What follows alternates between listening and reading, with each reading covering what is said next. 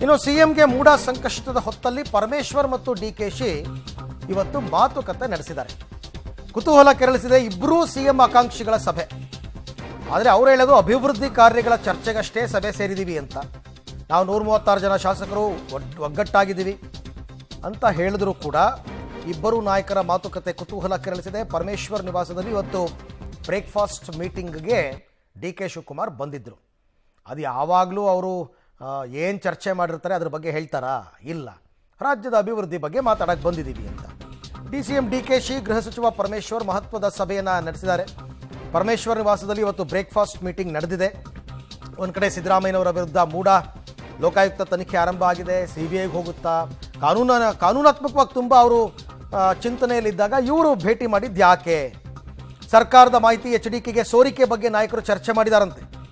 HDKಗೆ ಮಾಹಿತಿಗಳು ಹೆಂಗೆ ಹೋಗ್ತಾ ಇವೆ, ಯಾರು ಕೊಡ್ತಿರೋದು ಅಂತ ಪರಮೇಶ್ವರ್ ಮತ್ತು DK ಶಿವಕುಮಾರ್ ಮಹತ್ವದ ಮಾತುಕತೆ ನಡೆಸಿದ್ದಾರೆ. ಮಾಹಿತಿ ಕೊಡ್ತಿರುವ ಅಧಿಕಾರಿ ಮತ್ತು ನೌಕರರ ಮೇಲೆ ನಿಗಾ ಇಡೋದ್ರ ಬಗ್ಗೆ ಚರ್ಚೆ ಮಾಡಿದ್ದಾರೆ. CM ನಿವಾಸದಿಂದ, ವಿಧಾನಸೌಧದಿಂದ, ಪೊಲೀಸ್ ಇಲಾಖೆಯ ಗುಪ್ತಚರ ಇಲಾಖೆ ಇವೆಲ್ಲ ಮಾಹಿತಿ ಸಿಗ್ತಿದೆ ಅಂತ ಕುಮಾರಸ್ವಾಮಿನೇ ಹೇಳಿದ್ರಲ್ಲ. ಏನು 136 ಜನ ಒಟ್ಟಿಗಿದ್ದೀವಿ. ಯಾವ ಅಧಿಕಾರಿ ಆಗ್ಬೇಕು? ನಮ್ಗೆ ಯಾವ ಅಧಿಕಾರಿನೂ ಬೇಡ. ಯಾವ ಅಧಿಕಾರದ ಇದು ಇಲ್ಲ, ಏನು ಇಲ್ಲ. 136 ಜನ ಒಗ್ಗಟ್ಟಾಗಿದ್ದೀವಿ, ಆಯ್ತಾ?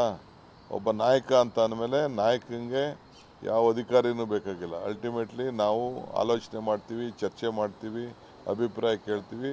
ಒಬ್ಬ ಮಾತಾಡೋನು ಒಬ್ಬನೇ, ಡಿಸಿಷನ್ ಕೊಡೋನು ಒಬ್ಬನೇ. ಇಬ್ಬರೇನು 136 ಜನ ಒಟ್ಟಿಗಿದ್ದೀವಿ. ಯಾವ ಅಧಿಕಾರಿ ಆಗ್ಬೇಕು? ನಮ್ಗೆ ಯಾವ ಅಧಿಕಾರಿನೂ ಬೇಡ.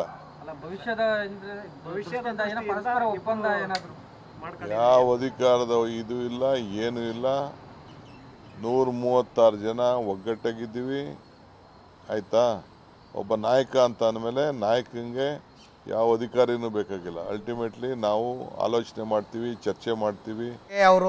ಅವರು ಸಂಪುಟದ ಸಹೋದ್ಯೋಗಿಗಳು ಒಬ್ಬ ಮಂತ್ರಿ ಇನ್ನೊಬ್ಬ ಮಂತ್ರಿಯನ್ನು ಭೇಟಿಯಾಗೋದು ಅಥವಾ ತಿಂಡಿ ತಿನ್ನಕ್ಕೆ ಹೋಗೋದು ದೊಡ್ಡ ವಿಚಾರ ಅಲ್ಲ. ಬಟ್ ಒಂದು ಕಡೆ ಮುಖ್ಯಮಂತ್ರಿಗಳು ಈಗ ಇವತ್ತಿಂದ ಲೋಕಾಯುಕ್ತ ತನಿಖೆ ಶುರುವಾಗ್ತಾ ಇದೆ. ಮತ್ತೊಂದು ಕಡೆ ಇದನ್ನು CBI ಕೊಡಬೇಕು ಅಂತ ಹೇಳಿ ಹೈಕೋರ್ಟ್ಗೆ ಹೋಗಿದ್ದಾರೆ. ಮತ್ತೊಂದು ಕಡೆ ED ಅವ್ರಿಗೆ ಕಂಪ್ಲೇಂಟ್ ಕೊಡ್ತಾ ಇದ್ದಾರೆ. ಇಷ್ಟೆಲ್ಲ ಸಂಕಷ್ಟಗಳು ಅವ್ರಿಗಿರಬೇಕಾದ್ರೆ ಇವ್ರ ಭೇಟಿ ಮಹತ್ವ ಏನು ಅಂತ